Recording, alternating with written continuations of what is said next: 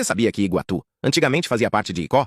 No vídeo de hoje vamos conhecer a história dessa cidade incrível, entender como tudo começou, como ela foi crescendo aos poucos, mudando com o tempo e se transformando no lugar que a gente conhece hoje. Pertinho do rio Jaguaribe, numa área conhecida como Ribeira de Quixelô, um homem resolveu construir uma casinha de taipa. Como aquela área fazia parte das terras dos povos indígenas Quixelôs, ele construiu uma cerca ao redor da casinha para se proteger de possíveis ataques. Depois, ele pediu ao governo autorização para construir uma pequena fazenda e ter toda a documentação de que era o dono das terras.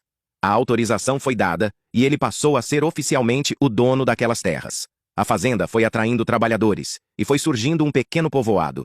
Mas o lugar só começou a aparecer nos mapas por volta de 1719, principalmente quando o coronel Gregório Martins Chaves foi nomeado administrador-geral das terras entre os sertões de Quixelô e São Mateus. Esse coronel recebeu a missão de pacificar a região, ou seja, garantir que os povos indígenas fossem controlados e parassem de atacar as fazendas.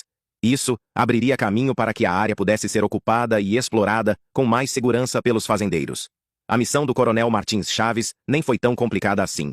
Isso porque anos antes, em 1707, o padre João de Matos, que era o chefe das missões da igreja naquela época, já tinha feito um trabalho pesado por lá. Com muito esforço e sacrifício, ele conseguiu converter boa parte dos Quixelôs ao catolicismo. Esse trabalho aconteceu num lugar chamado Telha, que anos depois acabaria se transformando na cidade de Iguatu, que a gente conhece hoje. Os povos indígenas da região que tinham se convertido à fé católica, como já tinham o costume de trabalhar na roça, ajudaram muito nas fazendas, e isso fez o lugar prosperar muito rápido. Mais tarde, em 1831, foi criada oficialmente a freguesia, que naquela época era como se fosse uma paróquia com um certo grau de autonomia.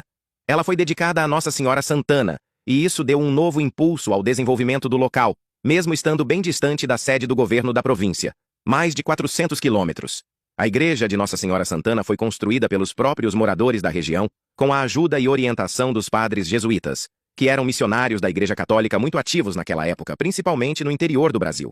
Aos poucos, o lugar foi ganhando importância.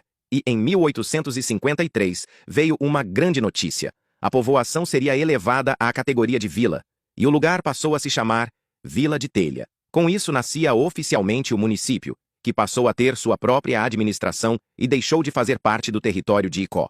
Em 1874, a Vila de Telha foi elevada à categoria de cidade, ou seja, deixou de ser apenas uma vila e passou a ter mais autonomia e importância política. E, em 1883, o nome da cidade deixou de ser Telha e foi oficialmente trocado para Iguatu, que é como conhecemos a cidade hoje. O nome Iguatu vem do tupi e significa água boa ou rio bom. Iguatu sempre teve um papel importante na história do Ceará. Primeiro porque ficava pertinho da famosa Estrada das Boiadas. Depois a cidade virou um grande polo produtor de algodão. Mas o que fez a cidade crescer mesmo foi a chegada da Estrada de Ferro de Baturité. A estação ferroviária de Iguatu foi inaugurada em 1910, e isso mudou tudo.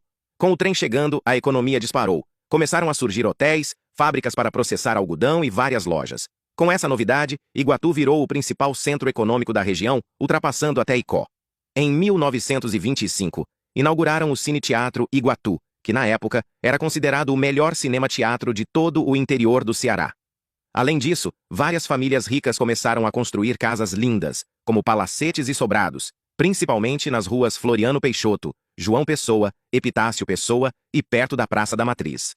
Algumas casas existem até hoje. Em 2009, uma página importante da história econômica de Iguatu foi virada. A indústria de beneficiamento de algodão, que foi uma das responsáveis por abastecer os trens que iam para Fortaleza com algodão e óleo, acabou sendo fechada e demolida.